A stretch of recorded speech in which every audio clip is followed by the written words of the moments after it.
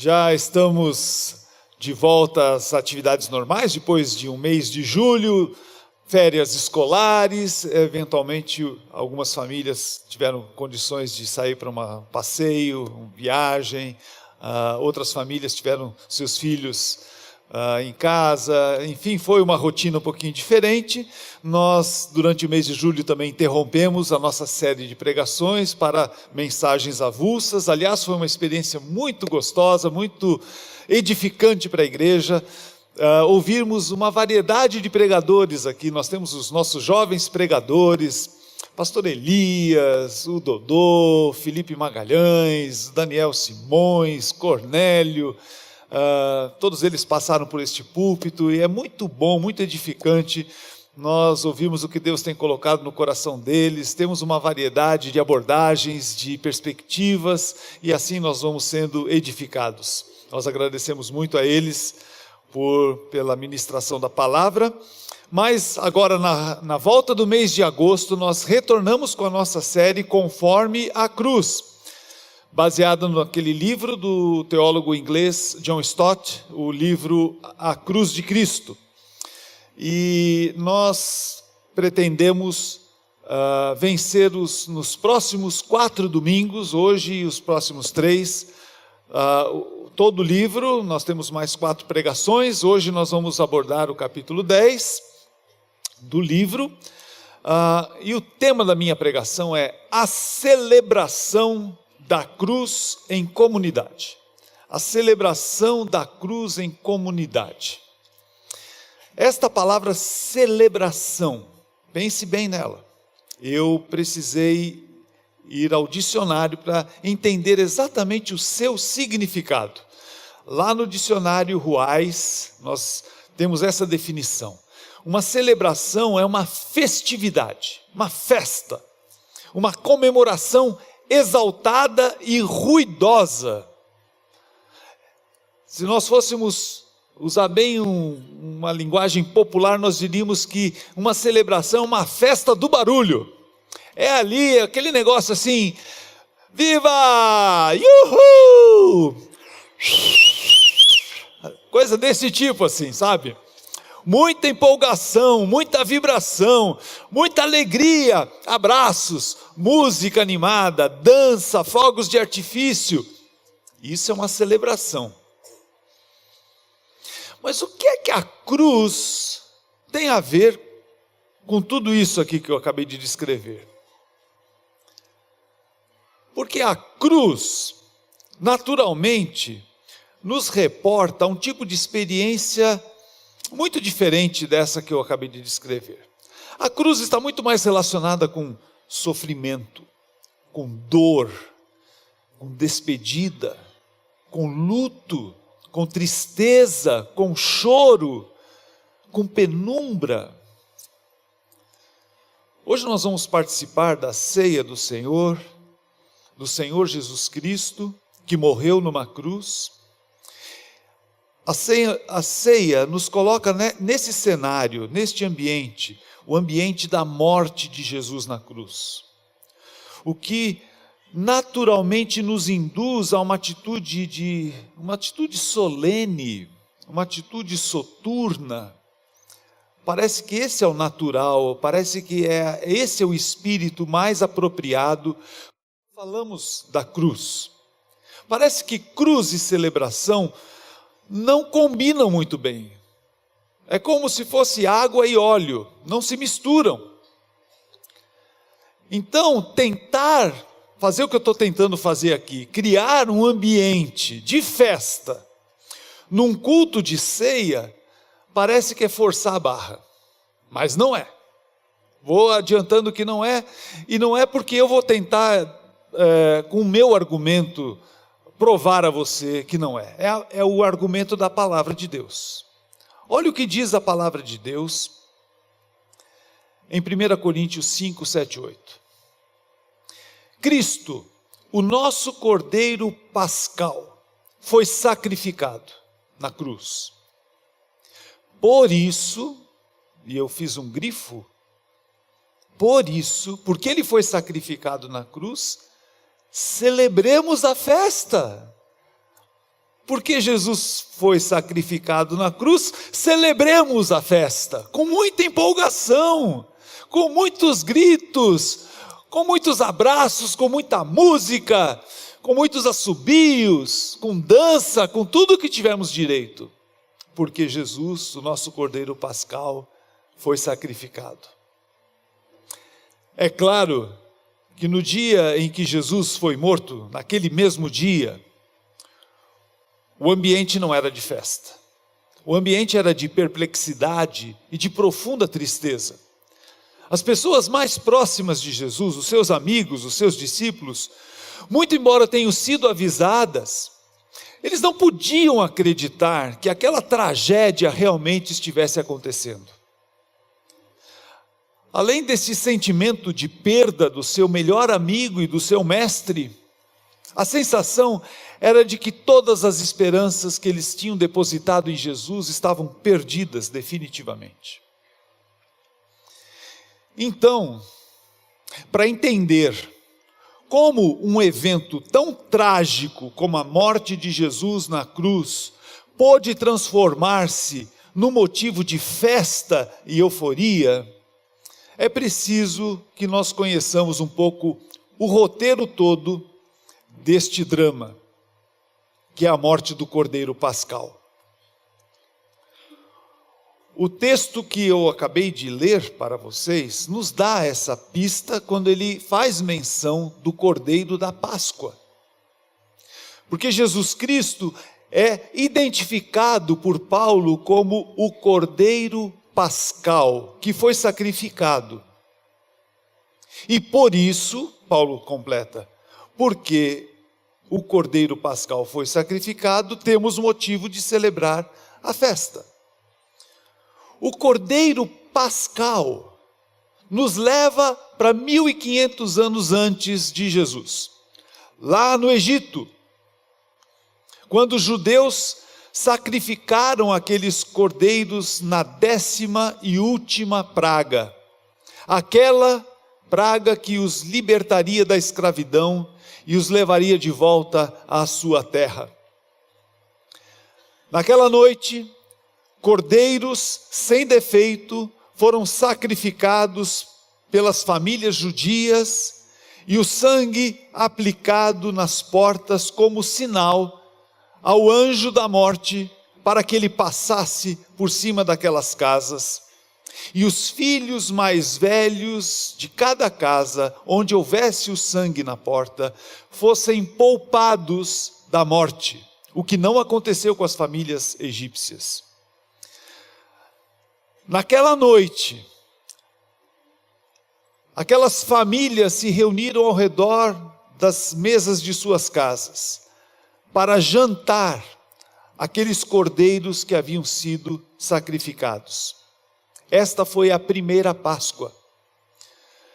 Quando finalmente todas as famílias judias deixaram o Egito, livres da escravidão, e atravessaram o Mar Vermelho, a Bíblia relata que uma alegria incontida tomou conta de todos, e houve uma verdadeira festa, com música, com dança, com gritos, com assobios, uma verdadeira folia do outro lado da margem do Mar Vermelho. É assim que a Bíblia descreve em Êxodo 15, quando os cavalos, os carros de guerra e os cavaleiros do faraó entraram no mar, o Senhor fez que as águas do mar se voltassem sobre eles. Mas os israelitas atravessaram o mar pisando em terra seca. Então Miriam, a profetisa, irmã de Arão e de Moisés, pegou um tamborim, quem sabe de uma roda de samba, num lugar assim, é um instrumento de alegria. Pegou um tamborim e todas as mulheres a seguiram, tocando tamborins e dançando. E Miriam lhes respondia cantando: cantem ao Senhor, pois triunfou gloriosamente, lançou ao mar o cavalo e o seu cavaleiro. podem imaginar essa festa que aconteceu? Vocês podem entender o real motivo de alegria? Sim, naquela noite, sacrificar aqueles cordeiros, quem sabe um cordeirinho de estimação de uma das crianças daquela família, talvez tenha sido uma coisa triste.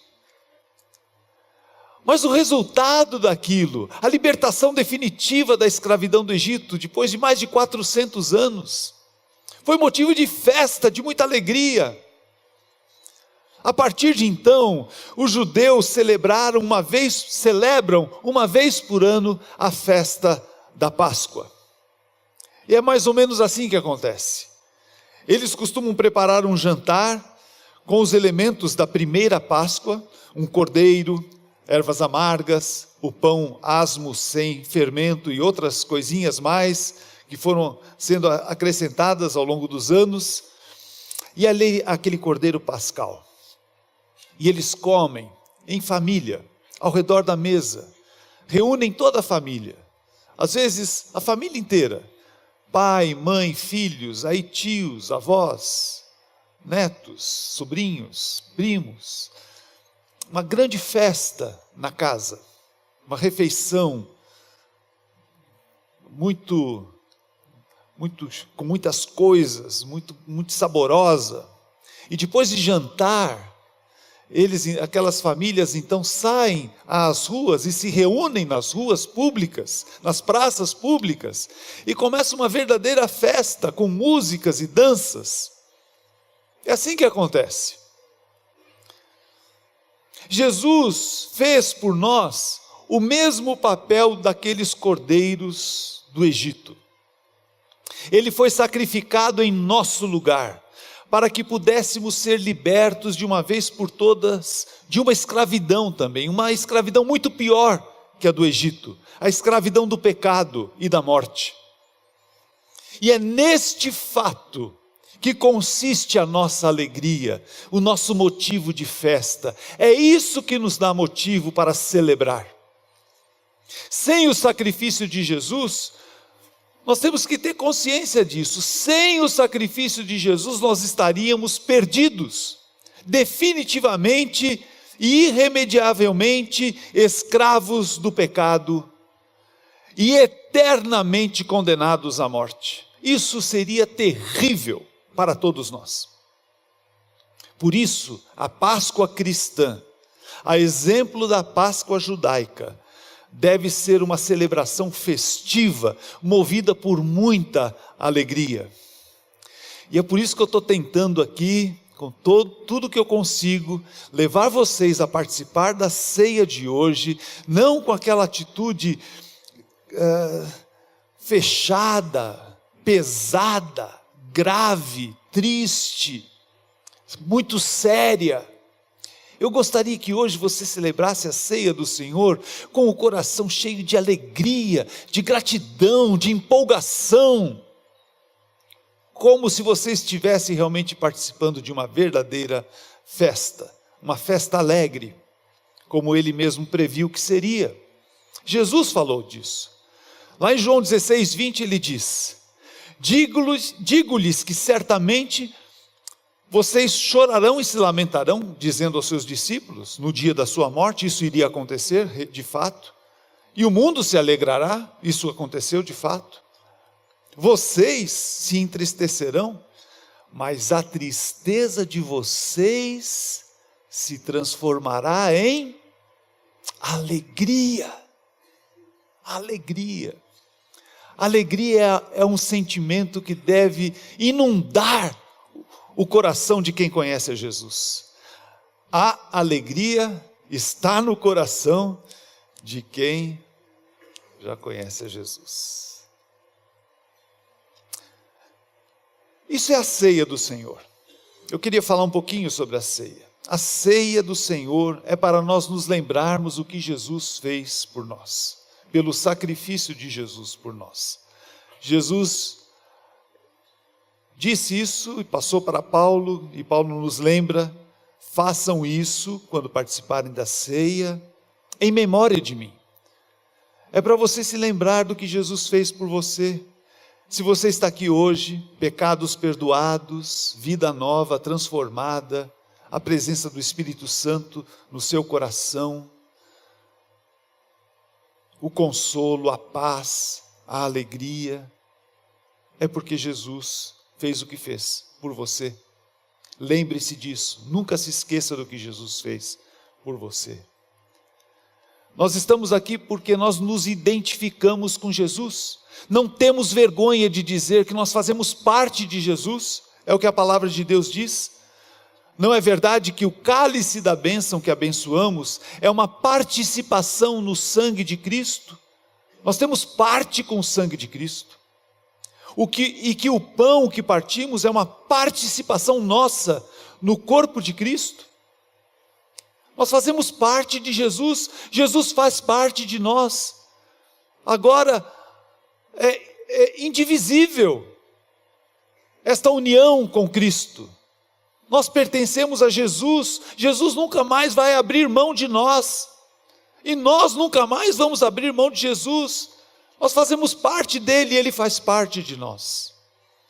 Nós celebramos a ceia para reafirmarmos a unidade de todos nós em Jesus. Meus queridos, isso aqui, essa reunião é um milagre. A reunião do povo de Deus é um milagre, isso não acontece em nenhuma sociedade humana. Porque nós somos muito diferentes uns dos outros. Temos muitas características diferentes, experiências diferentes, gostos diferentes, temperamentos diferentes. Mas nós estamos aqui juntos, unidos. Isso é a igreja, isso é um milagre dessa união, dessa unidade dos diferentes. Nós nos amamos, nós assumimos um compromisso de estarmos juntos, de não nos dividirmos, não nos separarmos, não brigarmos uns com os outros, de nós nos perdoarmos. É um milagre que só é possível para quem tem Jesus no coração. Estamos aqui, como diz o apóstolo Paulo, por haver um único pão, nós que somos muitos, somos um só corpo, pois todos participamos de um único pão, porque nós participamos de Jesus, que é o cabeça, nós formamos um só corpo, indivisível. Este é o milagre que Jesus faz. Nós estamos aqui para agradecer a Jesus pelo seu sacrifício por nós. Jesus, naquela noite, na noite anterior a ser preso e ser morto, diz a palavra de Deus, que o Senhor Jesus, na noite que foi traído, tomou o pão e tendo dado graças, partiu-o e disse: isto é o meu corpo que é dado em favor de vocês, façam isso em memória de mim. Ele estava fazendo uma referência à sua morte, que viria em seguida. Ele passaria por um sofrimento sobre-humano, de todo tipo de sofrimento, desde o emocional ao físico. Mesmo assim, a sua oração foi uma oração de gratidão, porque ele sabia qual era o fim daquele sacrifício. Qual era o propósito daquele sacrifício? Era salvar muitas pessoas. Ao longo dos séculos, até os dias de hoje, somos salvos, porque ele foi sacrificado. E ele estava dando graças pela nossa vida também, pensando em nós. Se Jesus deu graças, como nós não poderíamos agradecer o que ele fez por nós? A ceia do Senhor é uma oportunidade para agradecermos a Jesus o que ele fez por nós. Nós já vimos até aqui que a cruz de Cristo é sim um motivo de festa, de celebração, de alegria, por causa dos benefícios que nós recebemos com a morte de Jesus na cruz. Mas essa festa não é uma festa solitária. Não teria sentido eu isoladamente, lá na minha casa, na sala da minha casa, sozinho, pegar um pão, pegar um cálice e comer e beber, celebrando sozinho o que Jesus fez por mim. Esta celebração só tem sentido comunitariamente, em conjunto. É uma festa comunitária. É uma festa da igreja, do povo de Deus, da família de Deus. Só assim tem sentido. A celebração da cruz é uma experiência comunitária, uma festa de amor. Porque se nós formos à origem da celebração, nós encontraremos lá no Egito aquelas famílias reunidas ao redor da mesa, eram famílias. Pai, filhos. Em alguns casos, muitos casos, quando a família era pequena, a recomendação de Moisés é que eles convidassem a família vizinha. Convida a família do vizinho. Reúnam 2, 3 famílias. E se coloquem ao redor da mesa e comam juntos, participem juntos. Diz lá em Êxodo 12, 3-4. Digam a toda a comunidade de Israel que no 10º dia deste mês, todo homem deverá separar um cordeiro ou um cabrito para a sua família, um para cada casa. Se uma família for pequena demais para um animal inteiro, deve dividi-lo com o seu vizinho mais próximo, conforme o número de pessoas e conforme o que cada um puder comer. E tinha que comer tudo. Eles encheram a pança, foi uma festança. Saíram do Egito, atravessaram o mar, estavam livres. Quando Jesus celebrou a Páscoa, ele não se recolheu sozinho a um lugar deserto, como ele costumava fazer quando queria falar com o Pai. Sim, aí sim, justificava ele estar sozinho. Mas quando ele decidiu celebrar a Páscoa, ele convidou os seus amigos, os seus discípulos. Fizeram uma reunião naquele átrio, naquele salão, naquela casa, e ali eles passaram a noite jantando, uma mesa farta. Ali eles conversaram muito. Se você pegar o Evangelho de João, boa parte do Evangelho de João descreve essa última noite ali naquele lugar. Jesus dando as últimas instruções, encorajando aqueles homens, dizendo o que eles iriam fazer. Jesus orou por eles, orou com eles. Foi um momento entre amigos, um momento de comunhão ao redor da mesa. Jesus e os seus amigos. No fim daquele jantar, Lucas diz que eles cantaram um hino. Eu fico tentando imaginar que hino eles cantaram. Era um hino de louvor, um hino de adoração, um hino engrandecendo esse grande Deus que estava promovendo uma grande salvação na vida daquelas pessoas. Cantaram um hino. Foi uma celebração, mas uma celebração em comunidade. Tornou-se então costume dos primeiros cristãos, quando a igreja estava sendo formada, reunirem-se para fazer uma refeição comunitária, quando iam celebrar a ceia. Nós hoje, por uma questão de praticidade, só fazemos a ceia com um pedacinho de pão e um cálice muito pequenininho, mas as festas, a celebração da ceia, quando a igreja estava sendo formada, era feita nas casas, e eles primeiro jantavam juntos. E como Jesus fez, num determinado momento daquele jantar, eles paravam, agora vamos celebrar a ceia, vamos nos lembrar de Jesus. Partiam o pão, distribuíam, comiam, distribuíam o cálice e faziam menção do significado daqueles elementos. É o que a palavra de Deus diz, que os primeiros discípulos se dedicavam ao ensino dos apóstolos e à comunhão, ao partir do pão e às orações. Todos os dias continuavam a reunir-se no pátio do templo, partiam o pão em suas casas. Parece que ele precisa repetir 2 vezes que isso acontecia. Era importante. E juntos participavam das refeições com alegria e sinceridade de coração, louvando a Deus. Algumas vezes a igreja precisou ser corrigida, porque estava perdendo de vista o significado da ceia do Senhor. E Paulo tem que repreender duramente, por exemplo, a igreja de Corinto, quando ele diz: quando vocês se reúnem, irmãos, e talvez Paulo estava pensando, nem deveria chamá-los de irmãos. Quando vocês se reúnem, não é para comer a ceia do Senhor, porque cada um come a sua própria ceia, sem esperar pelos outros. Não, isso não é ceia, isso não é igreja, isso não é comunidade, isso é individualismo, isso é egoísmo. Assim, enquanto um fica com fome, o outro se embriaga. Isso não é igreja, isso não é comunidade.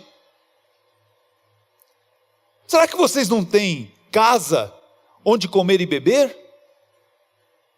Ou desprezam a igreja de Deus e humilham os que nada têm? Que lhes direi? Eu os elogiarei por isso? Certamente que não. Bronca, porque isso não é igreja. Igreja é comunidade, onde eu estou interessado, preocupado no bem-estar do meu irmão, onde eu amo na prática, com ações, com gestos, com atos, com atitudes de amor pelo meu irmão, seja ele quem for.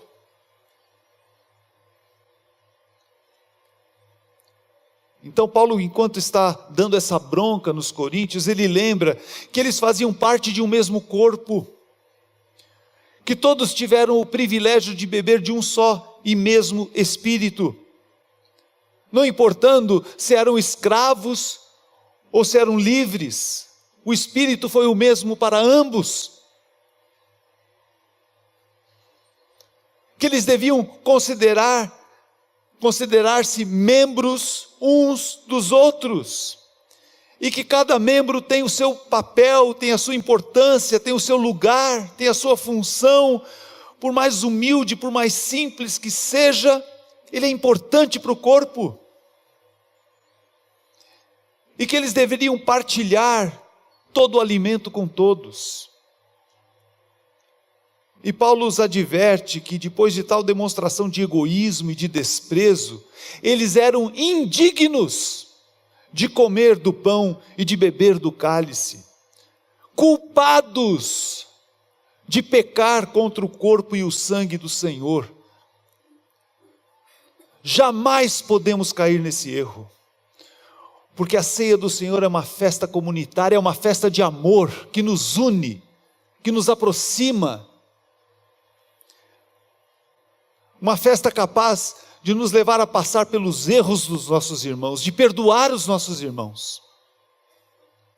Por isso Paulo termina essa bronca toda fazendo uma recomendação: sigam o caminho do amor, sigam o caminho do amor. Então, meu querido irmão, minha querida irmã, nós estamos aqui para celebrar a ceia do Senhor com esse espírito. E eu pensei que seria muito legal terminar esta palavra com um exemplo visual. Eu queria mostrar para vocês uma foto. A foto da nossa equipe de ministério. Nós somos em torno de umas 20 pessoas, um pouco mais, um pouco menos, que convivemos aqui todos os dias da semana, aqui nos nossos escritórios aqui em cima. De terça a sexta, toda a equipe está reunida aqui. E nós nos esbarramos pelos corredores, e tomamos cafezinho juntos, e contamos muitas piadas, e rimos muito à vontade. Temos muitas reuniões de planejamento. Nós somos pessoas muito diferentes também umas das outras, temos opiniões diferentes. Nas nossas reuniões, às vezes nós temos que expor as nossas opiniões, e aqui vocês podem ter certeza, nesta equipe tem pessoas de opinião, que falam o que pensam, e nós conversamos muito, discutimos muito, mas sempre chegamos num acordo. somos muito unidos, temos prazer de estar juntos. Nós vivemos isso aqui na prática. E eu queria mostrar essa foto para que vocês fossem inspirados por ela.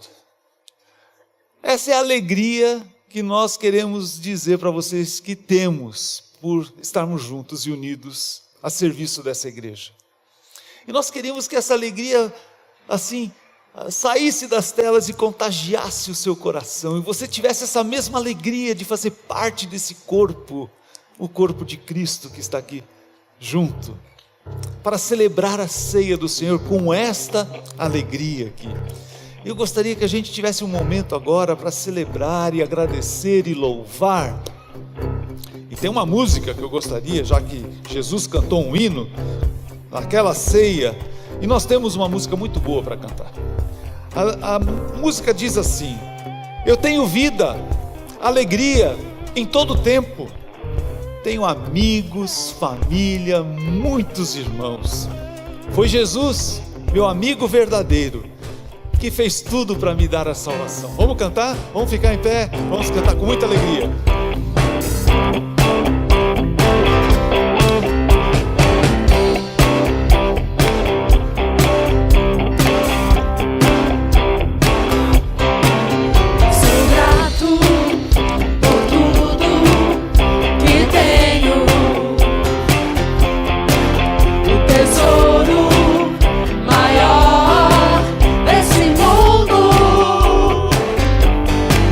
Me foi dado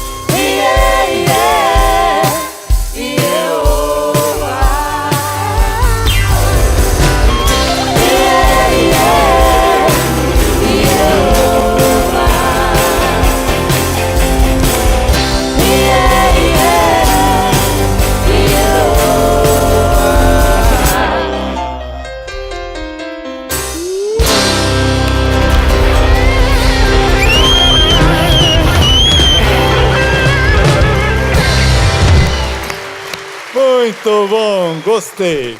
Muito bom. Eu vou dizer uma coisa, mas vocês não contam para ninguém. Vocês foram melhores do que a turma das 9, né?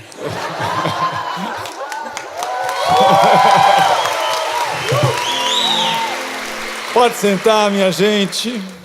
Muito bem, vamos então juntos lembrar o que Jesus fez por nós. Naquela noite ele disse: este é o meu corpo partido por vocês. Façam isso em memória de mim. E ele também tomou o cálice e ele falou: este cálice é aliança, uma aliança eterna que eu faço com vocês, uma aliança com o meu sangue, de que eu nunca os deixarei, nunca mais os abandonarei. E nós, ao participarmos deste cálice, nós estamos confirmando a aliança e estamos dizendo para Jesus: Jesus, nunca mais os deixarei, jamais. É para a vida toda, é para toda a eternidade. Então vocês vão receber dessa turma jovem que representa essa vida, essa alegria, o pão e o cálice. Cada um pega um pedacinho de pão, pega um cálice, passa para a pessoa que está próxima. Vamos esperar uns pelos outros e depois juntos nós vamos comer. Podem servir, por favor.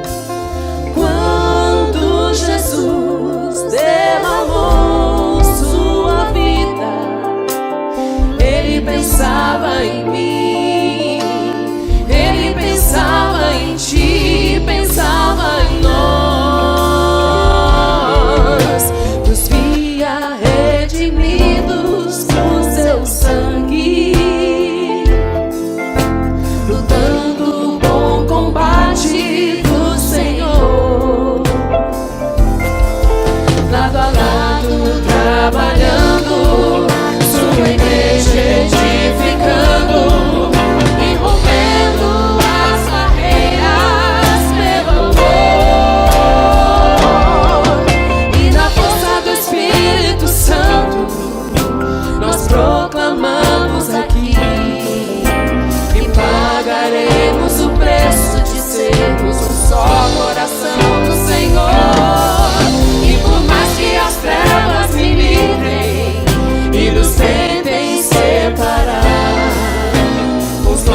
nossos olhos em Cristo, unidos iremos andar. E na força do Espírito Santo, nós proclamamos aqui que pagaremos o preço de sermos um só coração no Senhor. E por mais que as trevas militem e nos tentem separar, com os nossos olhos em Cristo, unidos iremos andar.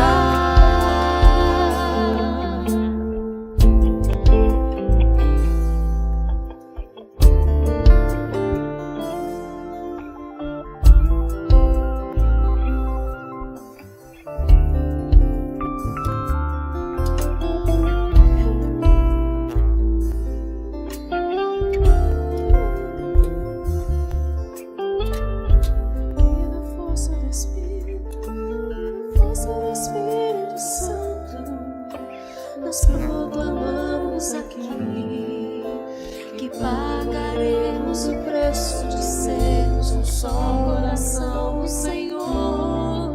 E por mais que as trevas militem e nos tentem separar, com os nossos olhos em Cristo, unidos iremos andar.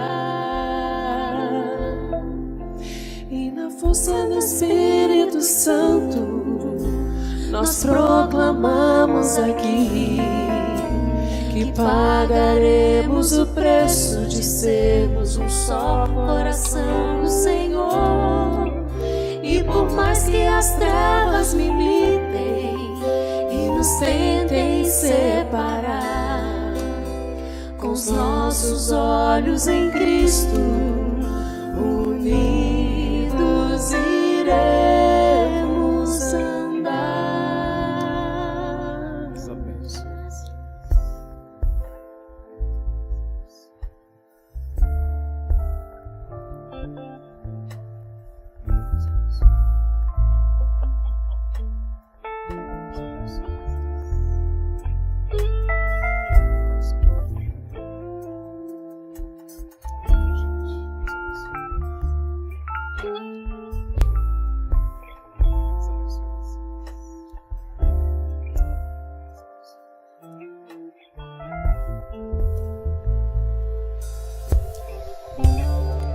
É festa, gente.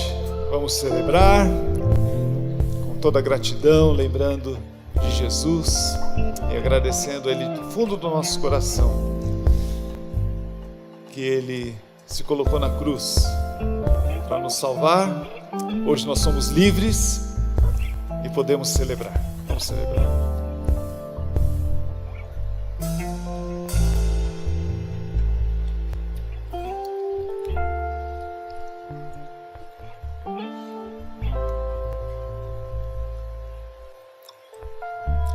Senhor, é com muita alegria e com muita gratidão no nosso coração que nós lembramos tudo que está por trás dessa mesa aqui. Lembramos quando o Senhor preparou aquela ilustração viva do teu povo lá no Egito e a libertação, para que isso se tornasse uma ilustração tão palpável, tão concreta, tão real para nós, daquilo que Jesus faria anos mais tarde. E o que Jesus fez tem reflexos para o passado e para o futuro, chegando a nos atingir aqui. Hoje nós somos libertos, porque Jesus morreu. Muito obrigado, Senhor Jesus. Nós hoje celebramos o Senhor com toda alegria e gratidão no nosso coração, e fazemos isso para a Tua honra e para a Tua glória, e para que o Senhor continue sendo o cabeça deste corpo que é uma unidade, e que o Senhor nos mantenha unidos em Ti, em amor. É o que eu te peço e agradeço em nome de Jesus. Amém. Amém.